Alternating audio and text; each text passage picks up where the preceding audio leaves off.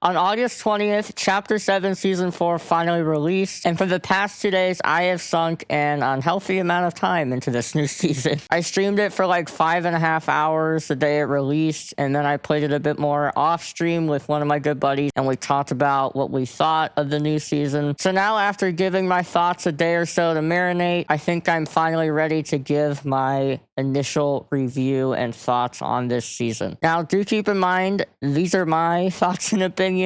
They don't necessarily have to be yours, but if you do want to let me know your opinions, just feel free to shout at me in the comments, I guess. First off, before we even get started talking about any of the new stuff, can we just take a second to acknowledge how well of a job Epic Games did promoting Season 4 this year? I don't think I've seen them promote a new season this much in a while. You can really tell they want to get this game back to what it was in its glory days, and I think they're succeeding at that. But anyways, there's so much new with this new season. I actually have a list up on my monitor. They have the new Sonic Power Sneakers, the Mega Buster, which is from the Mega Man collab, the 8-bit shotgun, the new tac shotgun for this season, and I think it's probably the best shotgun to be using. The Midas Masterpiece pistol, which is basically a glorified mammoth pistol that can one-shot headshot anything, including the bosses on the map. The Tetris Rift is a new and interesting healing item. The 1-up token, which, as it sounds, just gives you an extra life, so they basically got rid of the whole self-revive thing, and now you just straight up get another life, and you get to keep your loadout from when you die. So that is a W change, and I hope they keep that into Chapter 8 as well. Now, I don't know if this is in the game right now, but there's something called the God Mode Llama, which allows you to,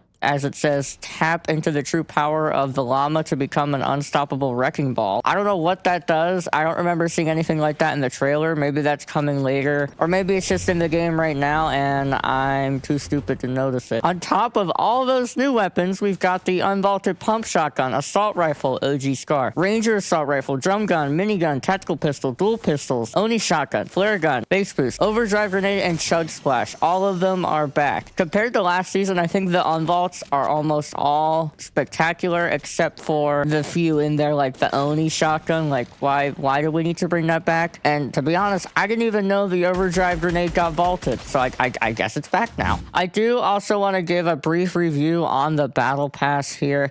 I think this season actually has one of the better battle passes we've had this chapter. I know a lot of people are mad that the collabs Epic announced previously, like Persona and Crash Bandicoot, are in this pass, but I'm actually pretty happy with the original skins they came out with. Starting, of course, with the first skin, we have Sonic the Hedgehog. Now, if I'm being completely honest here, this skin is a little too big. I don't know. I get they have to make him like proportionate to Fortnite, so it's fair for everybody else, but it's a decent looking skin, just a little too tall and too big. Now, next we have the skin that I think is supposed to be like a Minecraft skin. A lot of the cosmetics look very similar to Minecraft. This is a torch, and it even says like how you craft it with 1x wood and 1x flint. I thought at first this was going to be a Tetris skin, but after looking at these cosmetics, it's pretty clear this is supposed to be like a Minecraft skin. And this skin even has a ton of cool and unique customization. I think there's over like 2 million combinations or something that Fortnite actually posted about. And there's even a couple ways the community have found to make Minecraft Steve. So that's pretty cool. Next, we have this Call of Duty soldier looking skin.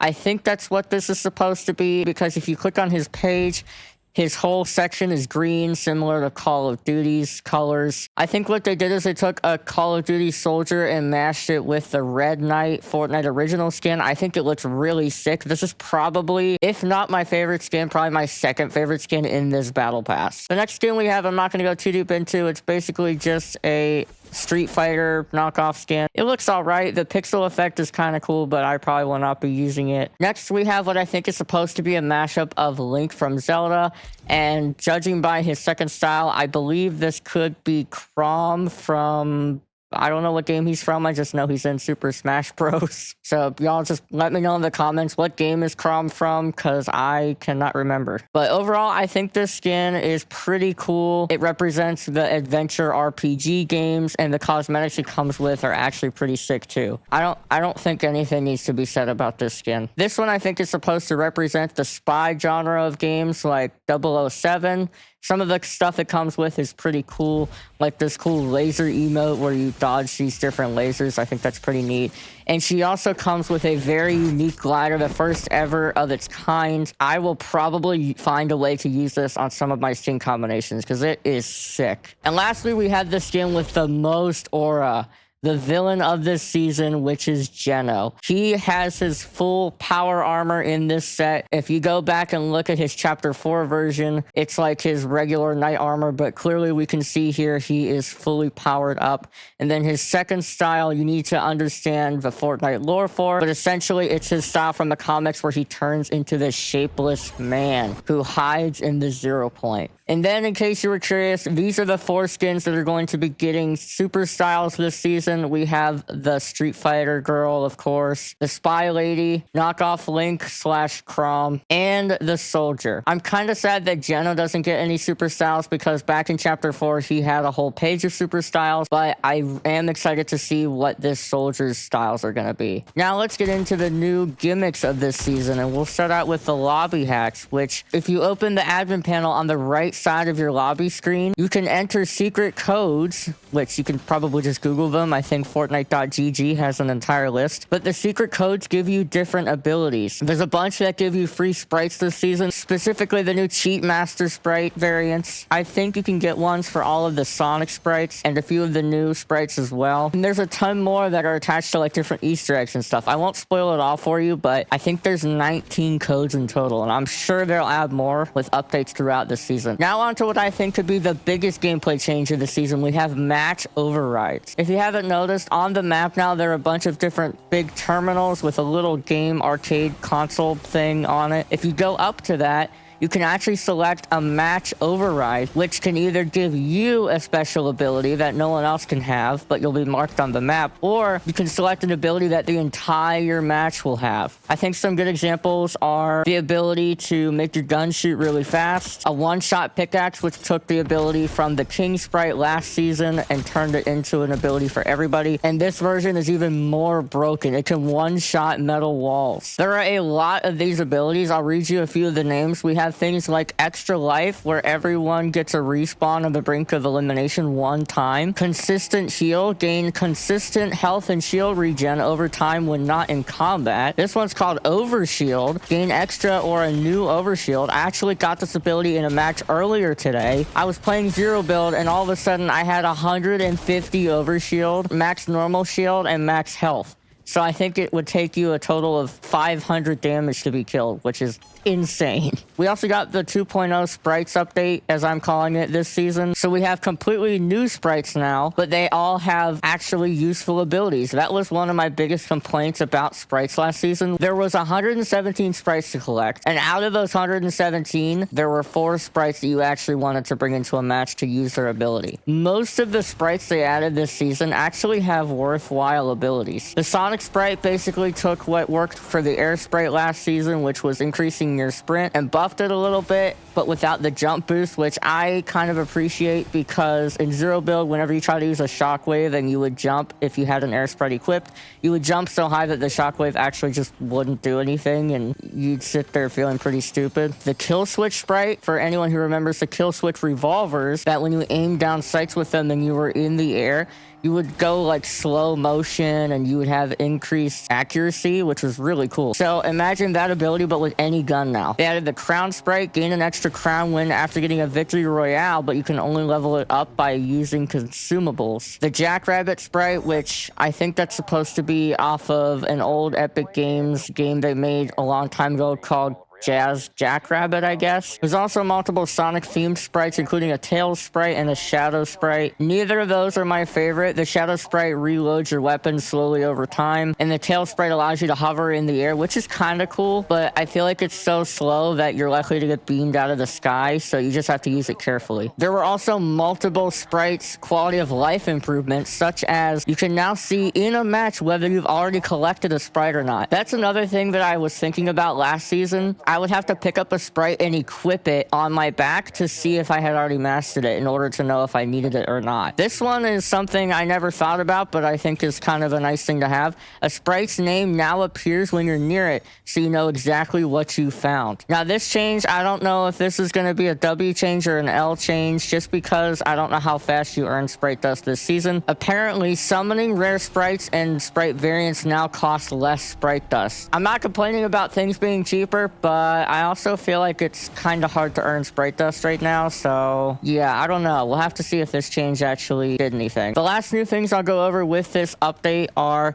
there are all new Gizmos, which if any of you guys remember last season, we had Gizmos such as the portable extractor, which has returned this season. We had the cheat code locator, which locates the nearest cheat code. The extraction accelerator, so if you don't have any portable extractors, but you want to extract a rare Sprite without everybody else rushing to your location, you can use one of these to spawn a Sprite extractor in 3 seconds, and it is almost noiseless, so almost nobody's going to come find you. The llama supply drop, which is basically this season's new version of supply drops. You can call in a boosted llama themed supply drop at your current location, and inside those supply drops there's a chance to find a 1-up coin and some heals, I think. So the llama supply drops are actually going to be pretty good if you have those. And lastly, we have the spicy taco, which is I think like the chilies from OG. Heal up and gain a speed and stamina boost and consume with your squad for a taco time party. I don't know what that means. Does that mean everyone's going to do the taco time emote? I don't know. I haven't tested it yet, but that sounds interesting. With Sprites 2.0, we also got the Sprite Garden, which is a whole separate mode that you can load into and see all your old sprites from Chapter 7 Season 3. I haven't played it yet, but from what I've seen, it basically looks like just a hangout zone. I think it's either going to be an absolute hit, like everybody that's a casual Fortnite Sprite collector is going to love it, or it's unfortunately going to be another mode that's just going to fade into obscurity, just like a few of the other modes Epic has released in the past year. But it's a cool concept to immortalize your sprites, so I'm glad Epic is at least trying something like this. Also, with this new season, we got a ton of new map POIs and map changes. The 3 biggest being a Street Fighter style temple area, a Green Hills zone, the first time ever a modern video game has made the Green Hills level from Sonic in 3D, so that's pretty cool. And lastly, Geno's POI, which I think is called Reality's Reign. And the cool thing about that POI is if you look at it from the top down, it actually looks like a giant PC. There's fans, RGB,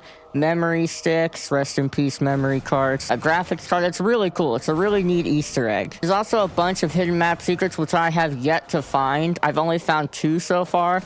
I actually have a short on my channel that if you want to check it out, it shows you how to open one of the 2 secret vaults this season. The last thing I do want to touch on real quick is something I've been curious about since Season 4 launched, and we really don't have any answers yet, but I'm going to talk about it anyway, and that is Sprite Fatigue.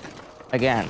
In case you missed it, I talked about this during my Season 3 review video. Basically, when Season 3 ended, we had 117 sprites. Yes, I collected them all, but I also did a lot of online trading to get those sprites, and if I'm being completely honest, I don't think that is something that the everyday player should have to do to collect all the sprites. I get that some are really rare, but to have 117 and then have a good chunk of those be rare sprites that you can never find by yourself unless you're trading with people online, I don't think it's a good idea to have that many sprites to collect. So my question is Epic going to go down that same route again this season with having a ton of sprites and releasing new ones every week? It appears as though they're kind of hinting at going down this direction. Maybe they're going to do it differently and I just don't know yet. But they've teased their Power Hour, which by the time you're seeing this video, I think it's happening today. If you look at this image on screen, you'll see that there are like 7 new sprites that they're adding. They're actually in the game right now, but they're the gold variants of sprites. Before these sprites get introduced, we had like 25 sprites to collect, and I counted all of the new sprites this season. There's already 33. That makes me a little concerned that Fortnite may indeed be going down that path of, I don't know if I would call it FOMO, but just having an absurd amount of sprites to collect and having a ton of rare ones. So with that being said, I am curious what route Epic is indeed going to go, but I guess only time will tell. So here's what I want everyone watching right now to do. I want you to come back to this video in 2 weeks and tell me, did this video age like milk, or did this video age like like wine. If Epic is releasing sprites on a more spread out schedule, or they're releasing sprites every week and it's not that many, you can tell me this video aged well. But if they're back to the weekly release that they were the previous season of releasing like 70 sprites every week, tell me this video aged poorly. Like, I'm just guessing. But with all that being said, I do want to end this video just by saying I really do think that Season 4 is such a good season. It basically took what worked from Season 3 and tweaked the parts that didn't. It also changed sprites, which I am happy about. Like I said, we're just going to have to see what direction they go in terms of how many they release. But the gameplay changes are extremely good. That was the one thing I was concerned about for this season, was I was afraid they were going to lean too heavily on sprites again, and the gameplay would just sit backseat like it did in Season 3. But I'm really happy with the direction they went. And yes, while the season does have its flaws, I think it is indeed good enough that by the end of it, it could potentially bump Chapter 7 into my top 5 chapters of all time, maybe even top 3. We'll have to see how all the updates and stuff play out. Oh, and if you were curious to hear my review on Season 3, I know I talked about it a little bit in this video, but I go more in depth in my dedicated video on my channel. So if you want to watch that, the link will be like right here. So you can go watch that if you want.